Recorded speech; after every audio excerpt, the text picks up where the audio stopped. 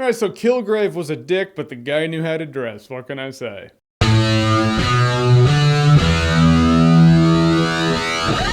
Jessica Jones.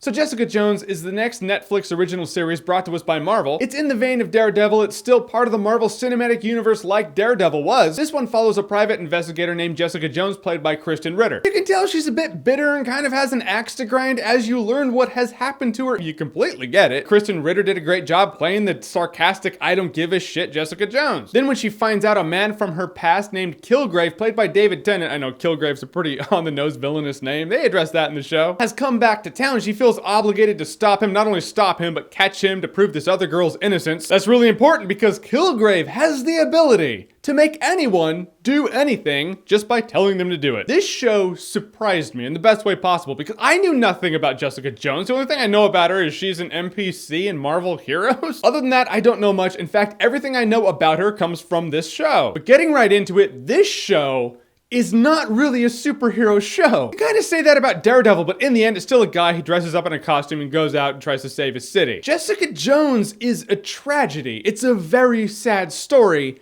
It's a survivor story. Jessica Jones has super strength in the show, let's get that out of the way, but it never really upstages the drama of the show. Really, if you shed away the Marvel layers and erase the Marvel name from the show, you still have a very compelling drama. You see, Jessica Jones has history with Kilgrave. Really think about that. This guy kept her around as a pet and just told her to do shit she didn't want to do, and she did it because that's his power. She has since gotten away from him, but no matter how you slice it, that's extremely violating. I don't think you can actually review Jessica Jones and not touch on this because this is a very relevant element in the show. Jessica Jones is a rape victim or a rape survivor. She was violated by Kilgrave. He controlled her. She was powerless sexually and actually. The rape factor isn't just a sexual thing, it's an overall concept of Kilgrave taking all power from that person. And this show dealing with that material in a way that they did, a way that's relevant and gritty and respectful to people who have been through it. Not mind control, obviously, but the metaphor of it, the powerlessness inflicted on them by another. It deserves props. It's one of those things, we've seen mind control in movies and shows before, but never like this. There are consequences in that. Jessica Jones is suffering those emotional consequences. And after they establish that in this show, every time Kilgrave inflicts that on somebody, you're like,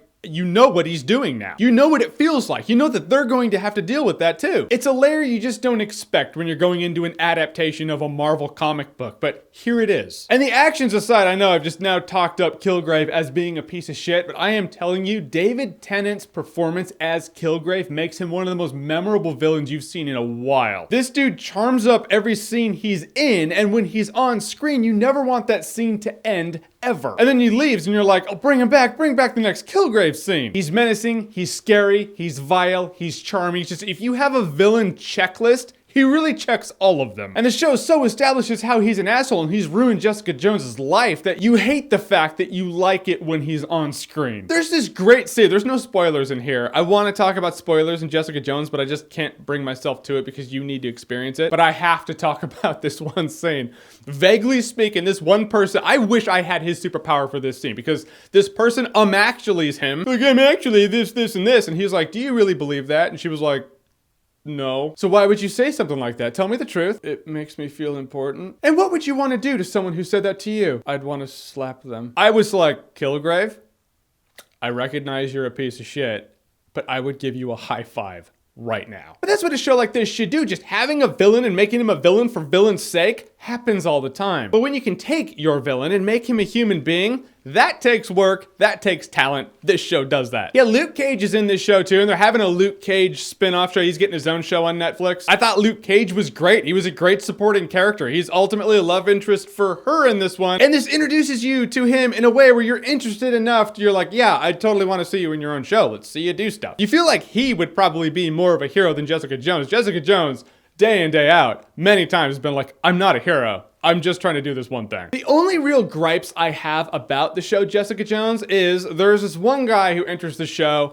and he was perfectly fine as a love interest for her friend. Then they start making him more than he was and they just start concentrating on him a little more than they should. And I was like, no, why are you trying to make him more than he should be? I don't know if this guy is a character in Marvel. I didn't know who Jessica Jones was. I'm not gonna know who this asshole is. But they take an entire episode showing him and wrapping him up, and the whole time you're like, let's get back to Kilgrave, and otherwise known as the show. Let's get back to the story I've been invested in. So I just felt like he was a waste of time. It makes me think that this show just went on for about one episode too long, and the show ends in a bit of an anticlimactic kind of way. I wasn't expecting a huge throwdown at the end or anything like that, but I just feel like if they drew it out for a little bit, you could have added a bit more to the situation, a bit more to Jessica Jones' character, and it would have been a little more fulfilling. As it stands, it just kind of ends, and then it's over. You're like, well, I see you all in season 2. But guys, in the end, Jessica Jones is another level of grit. I loved it because it shows us that among all the big Marvel Cinematic Universe movies, we just saw a trailer for Civil War, but in order for Marvel to make good storytelling, you don't need all that. A private investigator trying to take down the guy who wronged her. It's what it is. It's what Jessica Jones is. I love that Marvel is starting to see that the personal stories are really what people want. The explosions and the special effects, that comes secondary. Because the best moments in here are these moments of dialogue between Jessica Jones and Kilgrave. The verbal battle, the battle of wit, can be every bit as intense as the CGI fest climax that the biggest budget movies can buy. And if Netflix is the only way to get it, well, hey, good job, Netflix. I look forward to seeing what you give us in the Marvel Cinematic Universe. I don't rate shows, so I'm not gonna rate this. I'm just gonna say, go watch Jessica Jones. It's fantastic. All right, guys, so Jessica Jones, have you seen it? What did you think about it? Whatever you thought, comment below, let me know. And as always, if you like what you've seen here and you want to see more, click right here to see more.